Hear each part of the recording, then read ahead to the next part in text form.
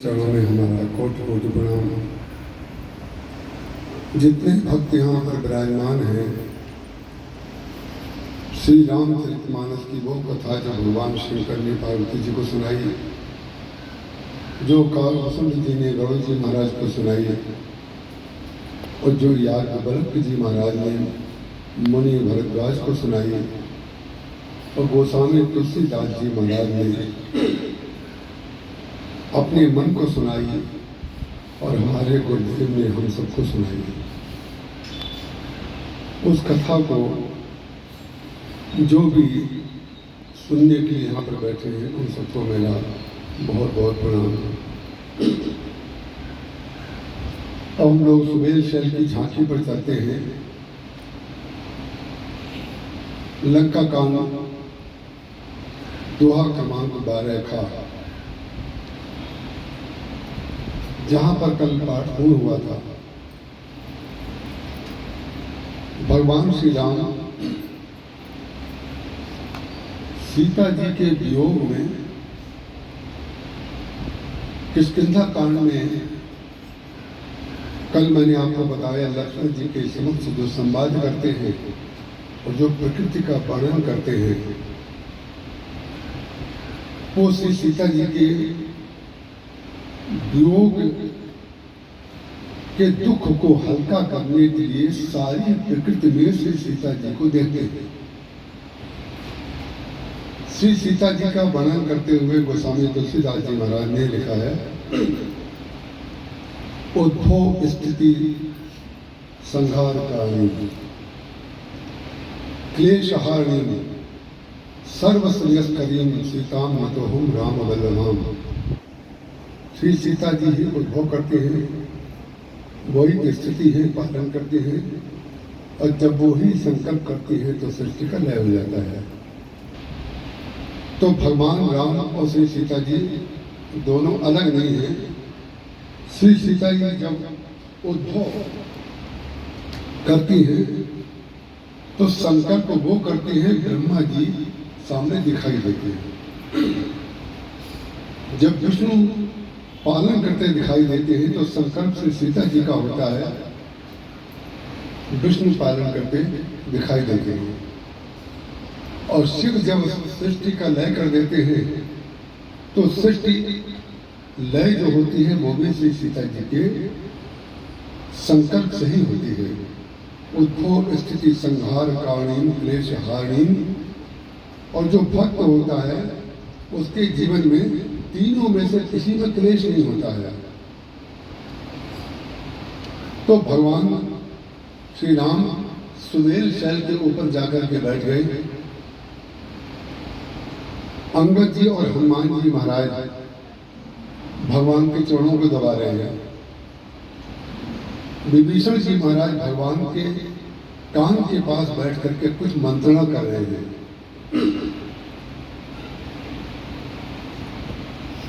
उस समय भगवान श्री राम अपने दाहिने हाथ से अपना बाण उठा करके उसको धीरे धीरे सहला रहे हैं। ये सारे सांकेतिक कार्य हैं, इसमें एक भी कार्य ऐसा नहीं है अंगद और हनुमान जी का चरण दबाना, विभीषण जी का भगवान के पास धीरे धीरे कुछ मंत्रणा करना, और फिर अचानक भगवान ने अपना एक हाथ इस प्रकार से कान पर रख लिया और कोहनी को नीचे रख लिया, और बाण को पकड़ करके दाहिने हाथ से बाण को सहला रहे हैं। भगवान नाम का बाण क्या है? लव निमेश परमाण जुग बरस कलब सरचंद बजसी न मन के राम का काल जास को नंद। भगवान राम रावण का वध करने से पहले अपने बाण को सहला करके उसको आश्वस्त कर रहे हैं कि जो मेरा संकल्प होगा तुमको वही करना है। काल जो होता है स्वतंत्र नहीं है, काल भगवान के अधीन है। सृष्टि में जो कुछ दिखाई दे रहा है, चाहे सूर्य हो, चाहे चंद्रमा हो, चाहे प्रकृति हो, चाहे चर हो, चाहे सचराचर हो, चाहे भूगोल हो, चाहे खगोल हो, जितना हमें दृष्टि से दिखाई दे रहा है वो सबका नियंत्रण भगवान के संकल्प से होता है। वो जो चाहते हैं वही होता है, अन्यथा कुछ नहीं होता है। उस समय भगवान ने अपने भक्तों से एक प्रश्न किया। भक्तों से प्रश्न करते समय उन्होंने पूछा कि हम आप लोगों से ये पूछना चाहते हैं कि सामने जो चंद्रमा दिखाई दे रहा है, उस चंद्रमा में जो कालिमा दिखाई दे रही है, आपने भी देखा होगा, पूर्ण चंद्रमा जिस दिन होता है उस दिन भी दिखाई देता है। चंद्रमा में बीचों बीच या थोड़ा सा किनारे होकर के एक काला दाग सा दिखाई देता है। अब इसको आप वैज्ञानिक दृष्टि से अगर सुनेंगे तो आपको कुछ और ही लगेगा, लेकिन विज्ञान को साहित्य के अनुपान में जब आप सुनेंगे और भक्ति के अनुपान में सुनेंगे तो आपको अनंत आनंद की अनुभूति होगी। भगवान ने कहा चंद्रमा में कालिमा क्यों है? सुग्रीव जी महाराज कहते हैं, महाराज पृथ्वी की छाया पड़ रही है इसके ऊपर, पृथ्वी की छाया पड़ रही है। इसको आप वैज्ञानिक उत्तर भी मान सकते हैं। विज्ञान ने, अध्यात्म ने विज्ञान को नकारा नहीं है, बल्कि विज्ञान ने अध्यात्म को स्वीकारा है। विज्ञान अगर अध्यात्म को ना स्वीकारे तो कोई आविष्कार कर ही नहीं सकता। जिस सूरज से प्रकाश लिया जा सकता है, शक्ति ली जा सकती है, इसका ज्ञान करने में विज्ञान को करोड़ों वर्ष लग गए। अब सौर ऊर्जा आई, वो इतने दिन से दिखा रहा था हमने शक्ति है, हमने शक्ति है, और हम उसको केवल इतने ही मानते थे कि जब सूर्यास्त हो जाए तो सो जाओ और सूर्य उदय हो जाए तो उठ जाओ। केवल उसको प्रकाश देने वाला मानते थे, उसका प्रकाश अपने अपने ढंग से लोग उपयोग करते थे। किसी भी एक वस्तु का केवल एक प्रयोग नहीं होता है। गुलाब का फूल है तो भगवान को चढ़ाने के भी गुलाब काम आता है, और गुलूकंद बनाने के भी काम आता है गुलाब, और सुगंध भी गुलाब की बनाई जाती है। जिसको जैसी आवश्यकता है उस तत्व में से वो ग्रहण कर लेता है। ऐसे ही तमाम प्रकार के भक्त कथा में और आयोजनों में आते हैं, जिसकी मति में जो आ रहा है वो उस तरीके से उसको स्वीकार कर लेता है। सुग्रीव जी ने कहा कि महाराज पृथ्वी की छाया पड़ रही है, इसलिए वो बीच में काला काला दाग दिखाई दे रहा है। किसी ने कहा कि ब्रह्मा जी ने जब रति का मुख बनाया, कामदेव की पत्नी का नाम रति, जिसकी जाती रही भावना जैसी ब्रह्म मुहूर्त देखी तिन तैसे। भगवान ने स्पष्ट कर दिया अपने भक्तों में ही इतने प्रकार की मति होती है, सबकी अलग अलग। तो किसी ने कहा कि ब्रह्मा जी ने जब काम की पत्नी रति का मुख बनाने चले वो, तो अमृत की आवश्यकता पड़ी कि भाई सुंदरता में अमृतत्व भी तो होना चाहिए जो मारक ना हो। मृत्योर्मा अमृतम गमे, जो सौंदर्य मारक है वो विनाशी है, और जो अमृत की ओर ले जाए वो दिव्य है।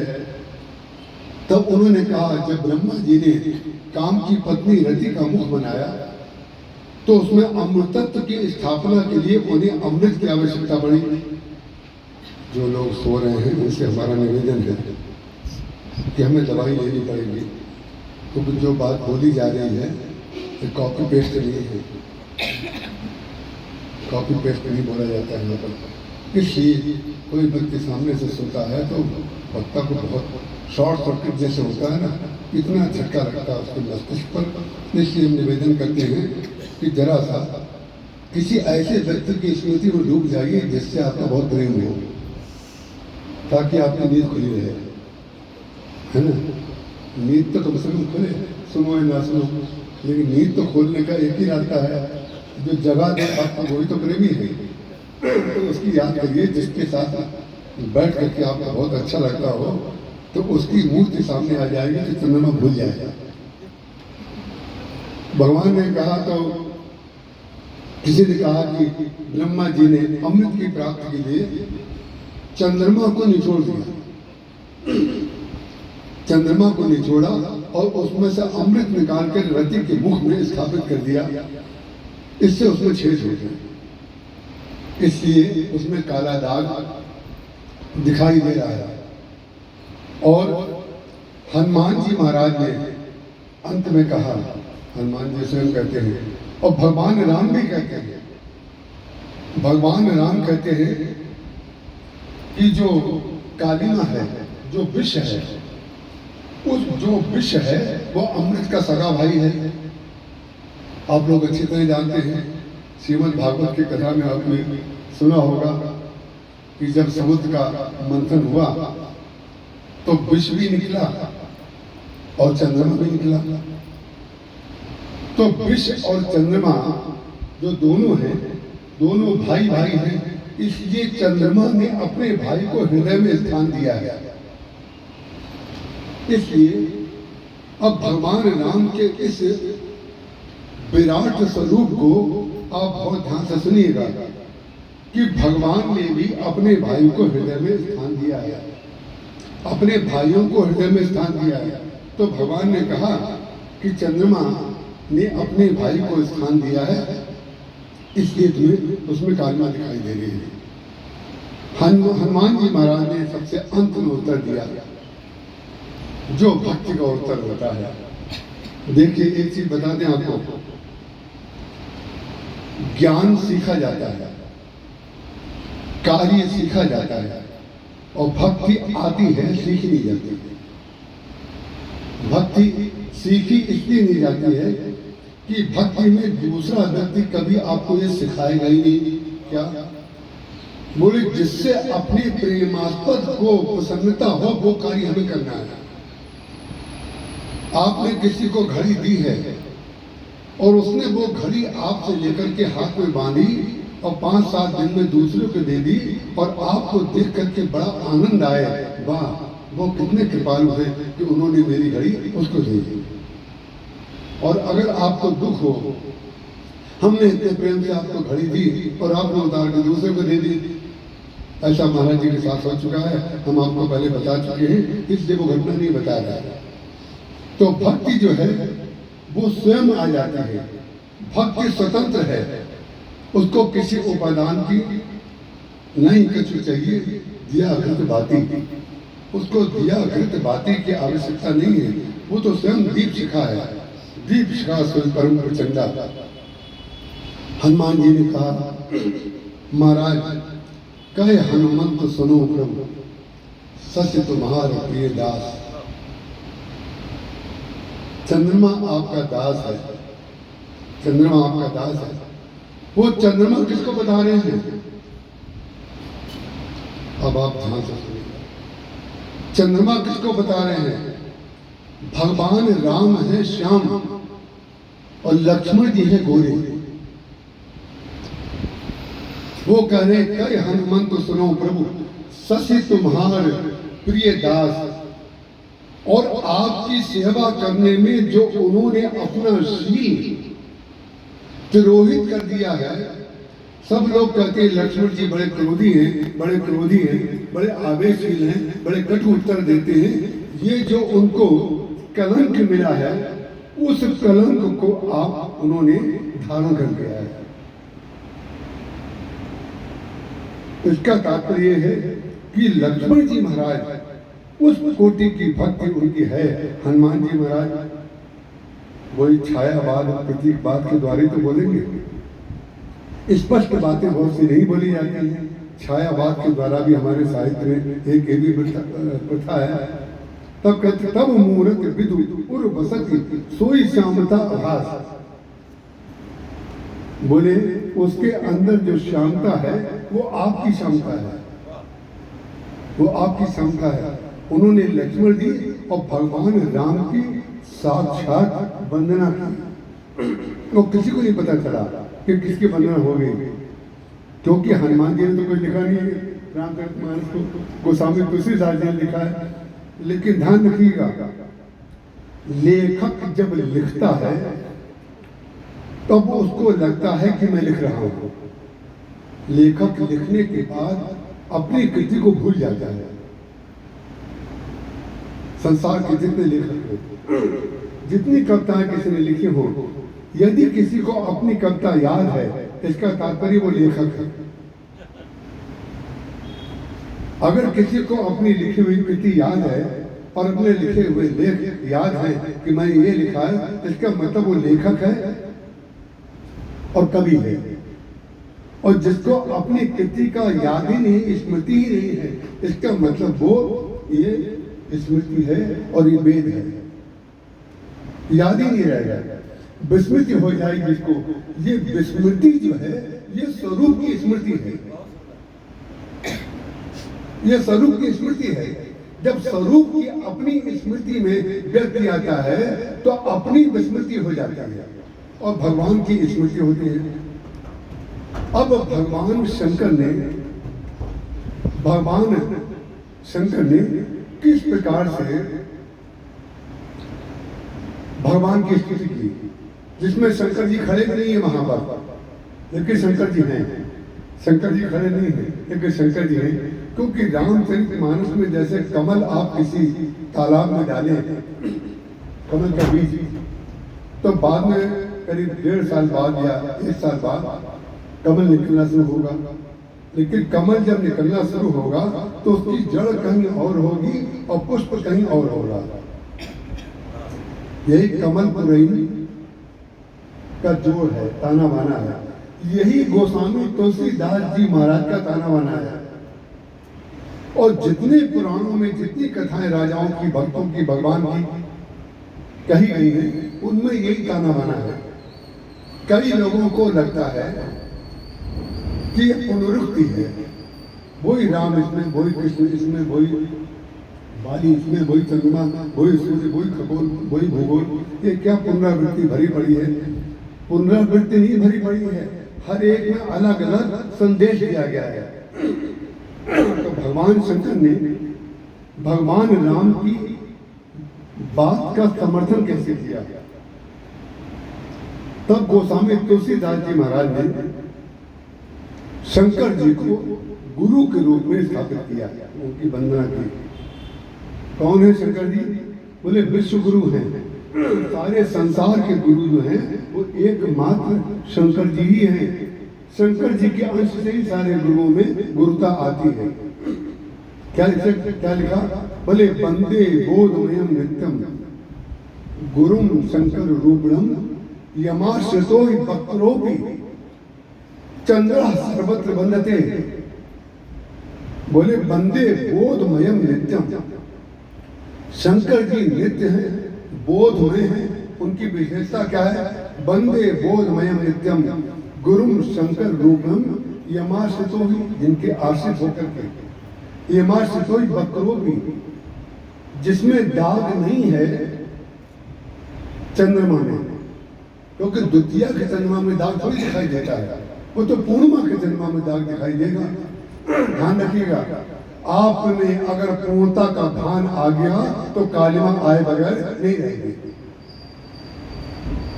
और आप में द्वितीय का शरणागति का भाव, शिष्यत्व का भाव अगर आ गया तो भगवान शंकर उसको माथे पर रख लेंगे। भगवान शंकर माथे पर रख लेंगे। माथे पर क्यों रख लिया? किसी ने कहा द्वितीय के चंद्रमा को आपने माथे पर क्यों रख लिया? बोले क्योंकि पूर्ण होने की संभावना है, ये पूर्ण हो जाएगा।